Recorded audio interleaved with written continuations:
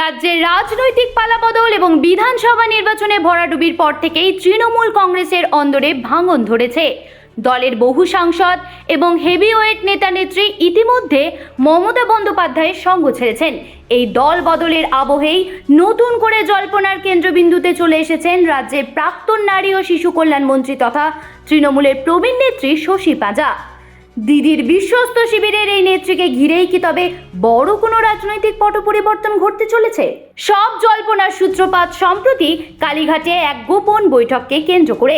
মমতা বন্দ্যোপাধ্যায়ের বাড়ি থেকে মাত্র 800 মিটার দূরে এনসিপিআই সাংসদ কাকলি ঘোষ দস্তিদারের ফার্টিলিটি ক্লিনিকে যান শশী পাঁজা।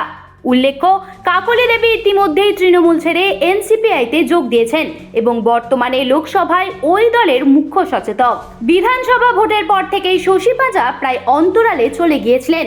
এমন একজন নেত্রী হঠাৎ করে দলত্যাগী সাংসদদের ক্লিনিকে দীর্ঘ সময় ধরে বৈঠক করায় রাজনৈতিক মহলে শোরগোল পড়ে যায়। এই জল্পনাকে আরও উস্কে দেয় কাকলি পুত্র বৈদ্যনাথ ঘোষ দস্তিদারের একটি সোশ্যাল মিডিয়া পোস্ট। তিনি দাবি করেন শশী পাঁজা খুব শীঘ্রই তৃণমূল ছাড়তে চলেছেন এবং ওই বৈঠকে অন্য এক প্রাক্তন মন্ত্রীও উপস্থিত ছিলেন।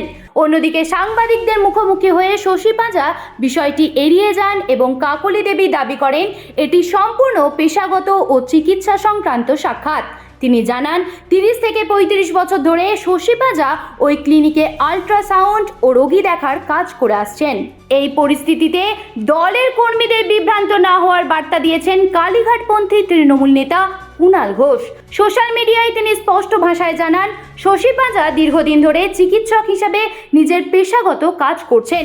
ভোটের পর তিনি ছোট মেয়ের কাছেও গিয়েছিলেন। যতক্ষণ না নিজে বা দায়িত্বশীল কেউ মুখ খুলছেন ততক্ষণ এই নিয়ে বিভ্রান্তিকর প্রচার এড়িয়ে চলার অনুরোধ জানিয়েছেন তিনি। একই সঙ্গে তিনি স্মরণ করিয়ে দেন যে শশী পাঁজার পরিবার ও তার রাজনৈতিক পরিচয় মমতা বন্দ্যোপাধ্যায়ের দীর্ঘদিনের লড়াইয়ের সঙ্গে ওতপ্রোতভাবে জড়িত। অর্থাৎ সব মিলিয়ে বলা যায় শশী পাঁজার এই ক্লিনিকে যাওয়া নিছকই পেশাগত সাক্ষাৎ নাকি এর নেপথ্যে রয়েছে অন্য কোনো রাজনৈতিক হিসাব নিকাশ, তা নিয়ে প্রশ্ন থেকেই যাচ্ছে। শেষ পর্যন্ত রাজনীতির এই গোপন সমীকরণ কোন দিকে মোড় নেয় এখন সেটাই দেখার বিষয়। জ্যোতি সরকারের রিপোর্ট, হেডলাইন্স কলকাতা। আপনি যদি দেখছেন যে বারবার আমার প্যানিক অ্যাটাক হচ্ছে, আমি ট্রিটমেন্ট করছি, তো সেই ট্রিটমেন্টের সাথে সাথে আমার লাইফস্টাইলে কি কি মডিফিকেশন আমি করতে পারি যেখানে কিনা আমি এই প্যানিক অ্যাটাকটা থেকে মুক্তি পেতে পারি। তো মোস্টলি প্যানিক অ্যাটাকের পিছনে একটা ব্যাকগ্রাউন্ড কারণ থাকে।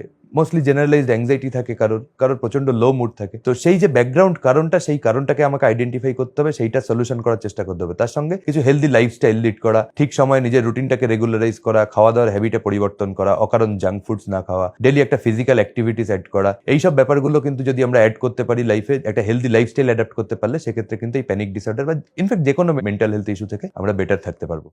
আনন্দ আর ভালোবাসার দীপ্তিতে গড়া সমুজ্জ্বল পরমা, ঠিক তোমারই মতো। শ্যাম সুন্দর কোম্পানি জুয়েলার্স, আগরতলা, উদয়পুর, ধর্মনগর, কলকাতা।